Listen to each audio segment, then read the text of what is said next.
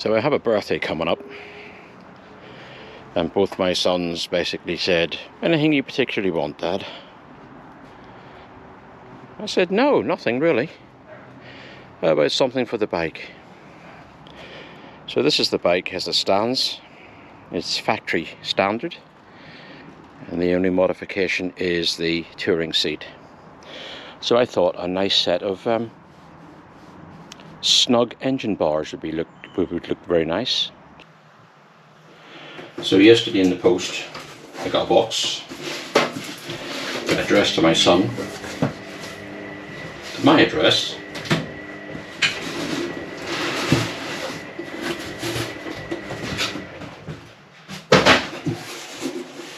It was from Royal Enfield. So he told me to open it. He didn't mind me opening it early.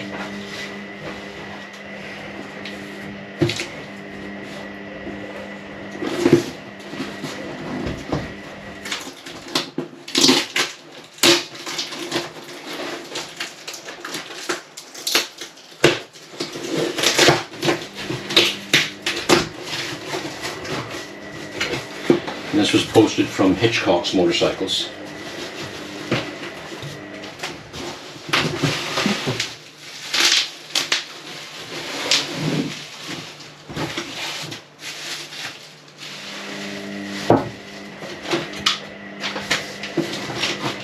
So 2 bars, some instructions, which are written very, very small, really tiny. My goodness.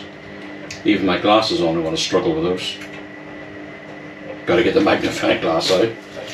And a set of 3 bolts, one of them being slightly longer because I believe that's needed. So, that's the fitting kit. And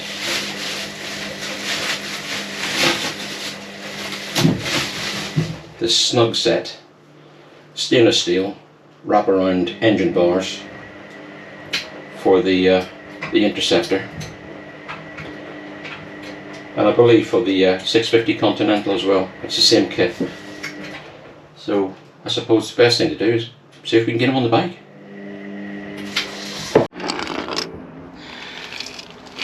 So on the Interceptor, 3 bolts, the 3 front engine mounting bolts. You got one in there. You got the long bolt that goes through the front, and then underneath you can see the back end where my finger is of the other bolt, and that's the back end of the first bolt. So those 2 are 3 bolts, and the one that we were looking at here goes right through there as 1 bolt. That'll be the longer bolt that comes in the fitting kit.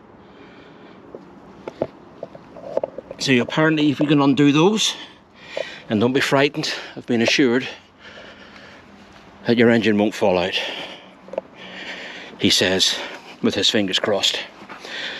So there's the head to the big bolt that goes right through, and there's the head to the other bolt that we need. I have noticed a little bit of corrosion under there. So while I'm at it, I'll give that a wire brush down and get a little bit of ACF 50 on there. Right, let's get on.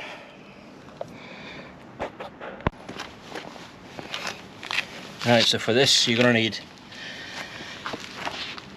a 14mm socket and a 14mm open-ended or ring spanner, just to hold the nuts on the other side if they start twisting. So apparently it's just a case now of undoing these bolts. 1, 2, that's pretty easy.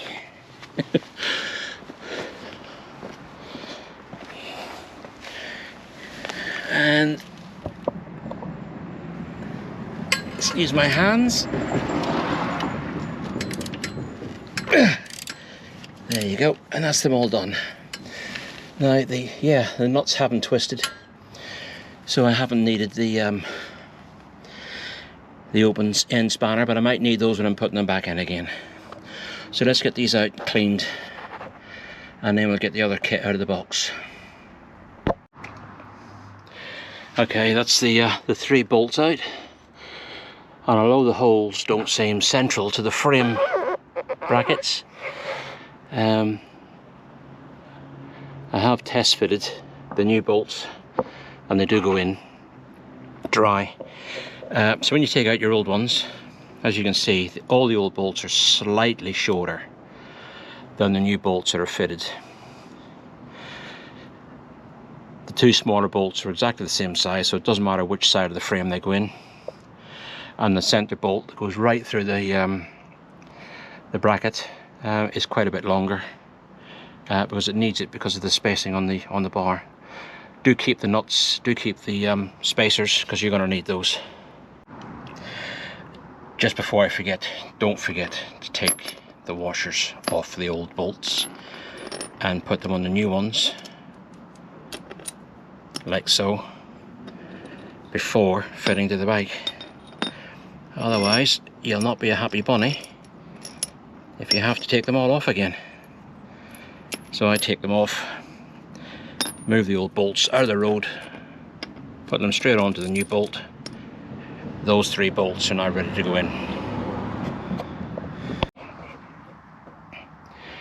These are pretty nice quality, stainless steel, and they are the snug fit bars, so they wrap around reasonably tightly, with each having Royal Enfield etched into them, which is a nice touch. So for me, probably the easiest way is to do the top one first, so that the bracket hangs on the weight of the bolt, so I can then get the bottom one in. So we'll see if we can set the camera up so you can see how I do this. So the easiest way I find is to put the top bolt through the engine bar, and then fit that into the top like so, and that will just hold the weight. That will then give you the opportunity to then pick up the bottom one and feed that through like so, and they're now hanging loose, and that's one side kind of fitted. Without tightening up any bolts, we'll now go around to the other side and do the same. So what you can see here is where the bolt head is coming through the frame, ready to receive the other engine bar, and the same on the bottom, although it's not so easy to see in there. The bolt head has come through, ready to receive the nut and the spacer. So we'll do the same on this side. Just trying to set the camera up as best I can. You can see what I'm doing.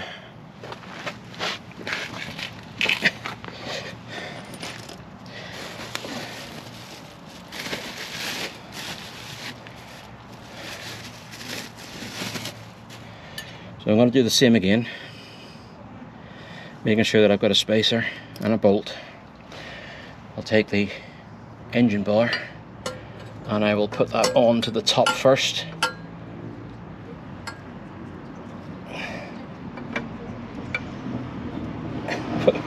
Without pushing the bolt through, of course. This is where you might need somebody to help you, but I don't have anybody at the minute, so there we go, that's on. Can we get it to stay there?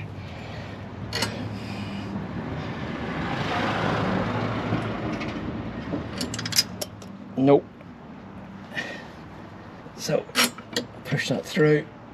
I'll pull the engine bar back a bit just to pinch the bolt and put the spacer on, and I can put a nut on there, and that's captured. So that's done. Excellent. Yep, that's done. It's fitted very, very loosely at the minute. And then we do the same at the bottom. We take a bolt, put it in,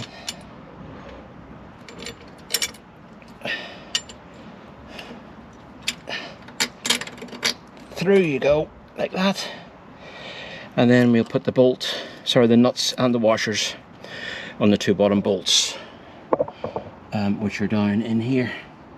Now this is where you may need your open end spanner when you start tightening, because the nuts may turn when you try and tighten up the bolts. So just put the washer on and a bolt on. Just get it to bite, which that one has done. Excellent. Similarly, my head's not in the road. Put that on.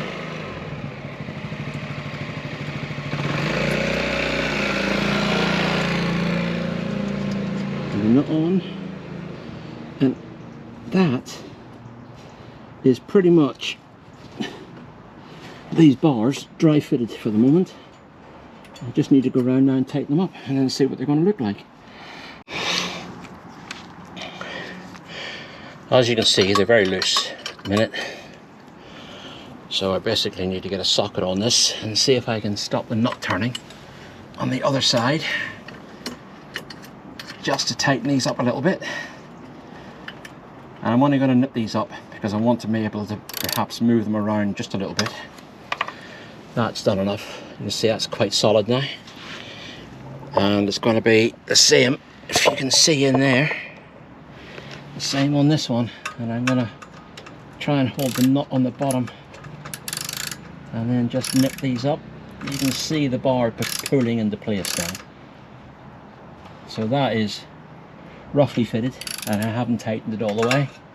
So just let me nip around the other side and do the same again.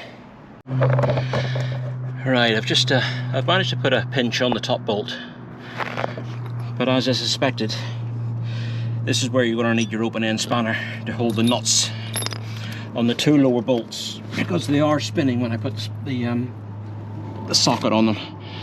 I'm trying to do this without getting my head in the way. So just hold the back end of that bolt. There we go, that's much better.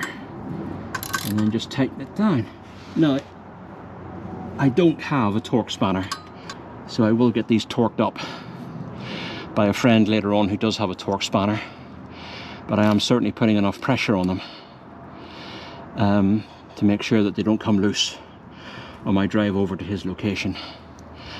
And that's pretty much all there is to it. It's a simple operation, and they're absolutely right. The engine didn't fall out, and the receivers took the bolts without any problem. Looks like this one will tighten up.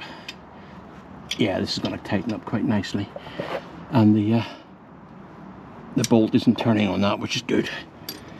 And I'm just trying to again keep my head out the way.